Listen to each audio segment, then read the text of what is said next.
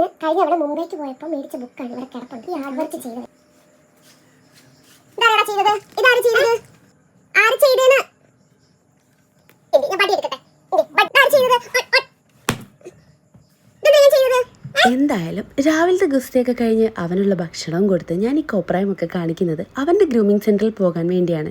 മഴയൊക്കെ അല്ലേ, അവൻ്റെ രോമമൊക്കെ ഫുള്ള് ട്രിമ്മ് ചെയ്യാമെന്ന് കരുതി.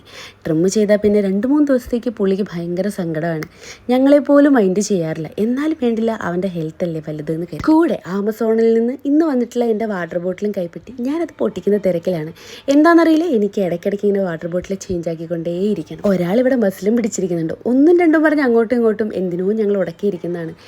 ഷോപ്പിൽ വന്നപ്പോഴാണ് ഞങ്ങൾക്ക് ഇന്നത്തെ അക്കിടി മനസ്സിലായത്. ഞങ്ങൾ ബുക്കിംഗ് എടുത്തിട്ടുണ്ടായിരുന്നില്ല. അതുകൊണ്ട് നാളെ ഇനി ചെയ്യാൻ പറ്റുള്ളൂ. പോകുന്ന വഴിക്ക് എനിക്ക് കുറച്ച് ചെടിയും മേടിച്ചു. പിന്നെ കുറച്ച് സാധനങ്ങൾ റൂമിലേക്ക് മേടിക്കേണ്ടായിരുന്നു. ഞാൻ എന്തായാലും കാറിൽ തന്നെയായിരുന്നു. സന്ധ്യ അതൊക്കെ പോയി മേടിച്ചിട്ട് വന്നു. എന്തായാലും ഞങ്ങൾ തിരിച്ച് ഫ്ലാറ്റിലെത്തി. എന്നിട്ട് ഞാൻ എൻ്റെ ചെടിയൊക്കെ സെറ്റാക്കിയിട്ടുണ്ടായിരുന്നു കേട്ടോ.